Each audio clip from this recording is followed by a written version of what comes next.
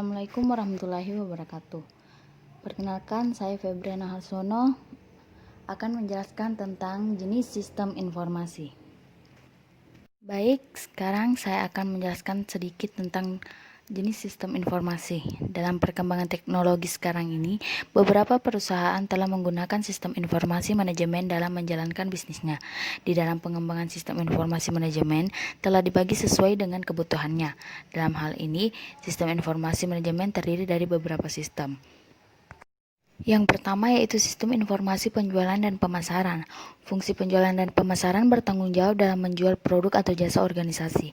Pemasaran memperhatikan mengenali pelanggan produk atau jasa perusahaan, menentukan kebutuhan dan keinginan pelanggan, merencanakan dan mengembangkan produk atau jasa untuk memenuhi kebutuhan dan mengiklankan, serta mempromosikan produk atau jasa ini. Yang kedua yaitu sistem informasi manufaktur dan produksi. Fungsi manufaktur dan produksi bertanggung jawab untuk benar-benar memproduksi barang dan jasa untuk perusahaan.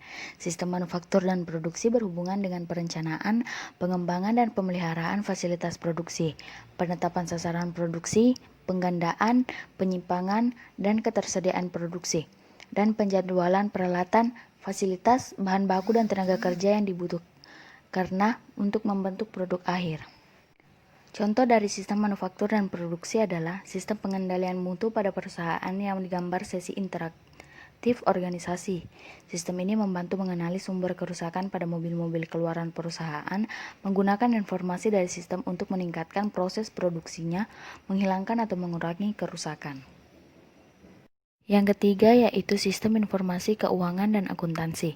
Fungsi keuangan bertanggung jawab mengelola aset keuangan perusahaan seperti uang tunai, saham, obligasi, dan investasi lainnya untuk memaksimalkan pengembalian atas aset keuangan ini.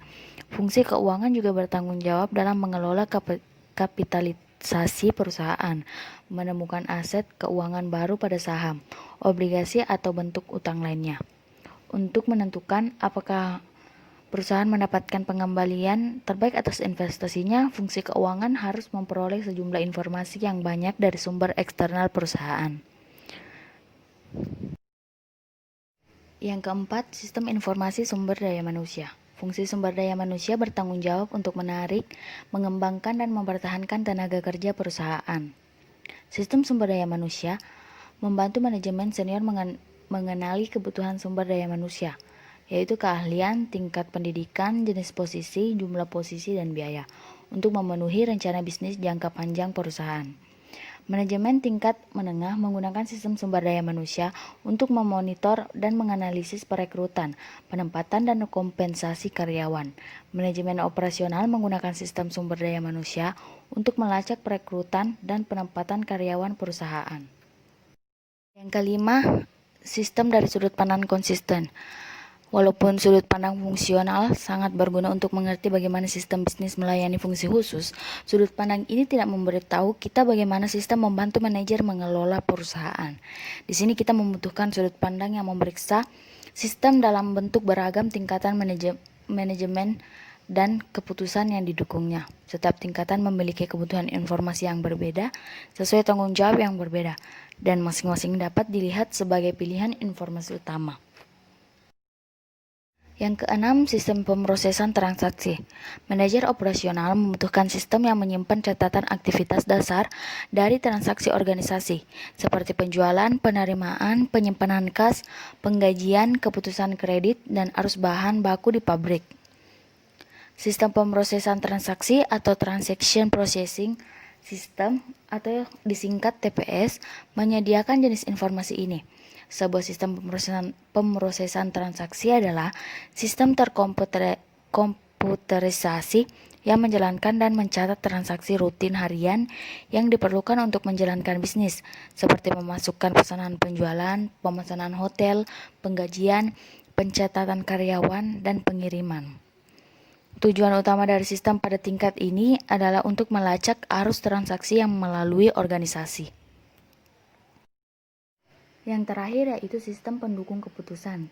Menurut Agus 2004, manajemen tingkat menengah membutuhkan sistem untuk membantu mengawasi, mengendalikan, membuat keputusan dan aktivitas administrasi.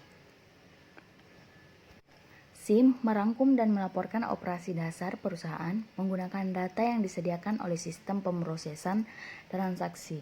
Data transaksi dasar dari TPS dipadatkan dan biasanya disajikan pada laporan yang terbuat berdasarkan jadwal yang teratur. Saat ini banyak dari laporan yang disajikan secara online. Kesimpulan, sistem informasi atau SI adalah kombinasi dari teknologi informasi dan aktivitas orang yang menggunakan teknologi itu untuk mendukung operasi dan manajemen. Sekian dari saya. Assalamualaikum warahmatullahi wabarakatuh.